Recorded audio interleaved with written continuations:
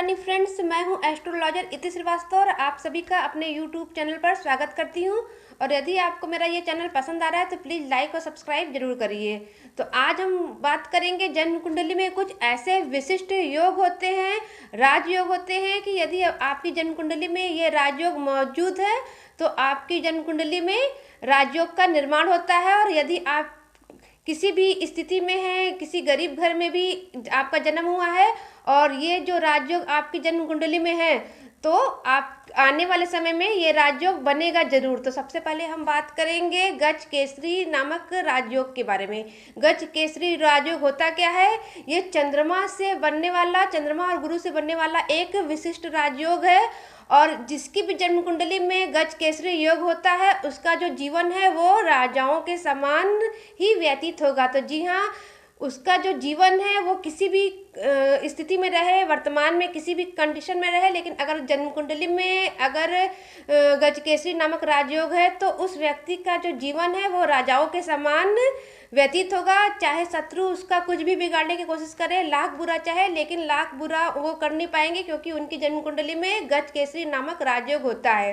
तो गज केसरी योग का निर्माण कैसे होता है? तो अपनी जन्म कुंडली लेकर बैठ जाइए और खुद देखिए, अपनी जन्म कुंडली का प्रेडिक्शन करिए कि चंद्रमा से केंद्र में गुरु नामक राजयोग का निर्माण होता कैसा है। यदि चंद्रमा और गुरु एक दूसरे से केंद्र में उपस्थित हो या चंद्रमा और गुरु किसी भी भाव में बैठ करके एक दूसरे के साथ युति बना रहे हैं तो गज केसरी नामक राजयोग का निर्माण होता है। तो जी हाँ, यदि आपकी जन्म कुंडली में गज केसरी योग है तो आपका जो जीवन है वो राजाओं के समान ही रहेगा।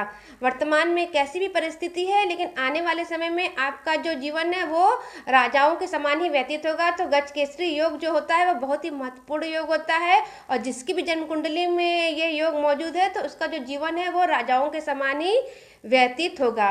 दूसरा महत्वपूर्ण राजयोग कौन सा है? तो दूसरा महत्वपूर्ण राजयोग है बुध आदित्य योग।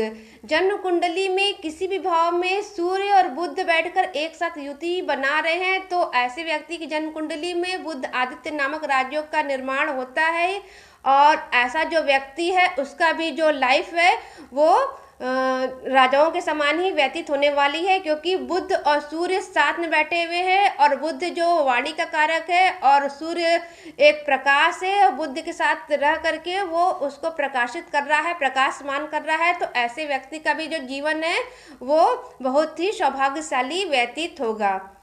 तीसरा महत्वपूर्ण राजयोग कौन सा है? तो तीसरा महत्वपूर्ण राजयोग है मालव्य नामक राजयोग जो कि शुक्र से बनता है। तो शुक्र केंद्र में उपस्थित होकर मीन राशि में बैठे हों तो मालव्य नामक राजयोग का निर्माण होता है। जी हाँ, शुक्र जो है वो केंद्र में उपस्थित होकर के उच्च के हो जाए मीन राशि में बैठ करके तो मालव्य नामक राजयोग का निर्माण होता है।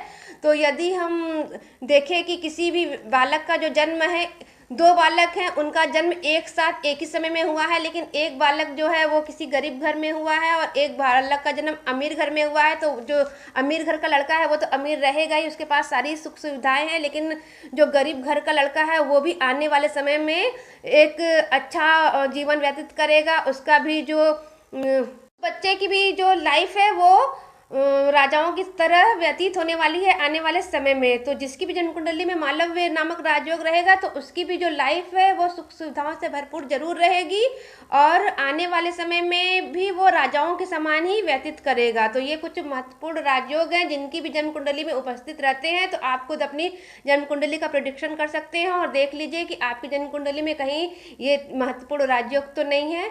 और मैं हूँ, यदि आपको मेरा ये चैनल पसंद आ रहा है तो प्लीज़ लाइक और सब्सक्राइब जरूर करिए।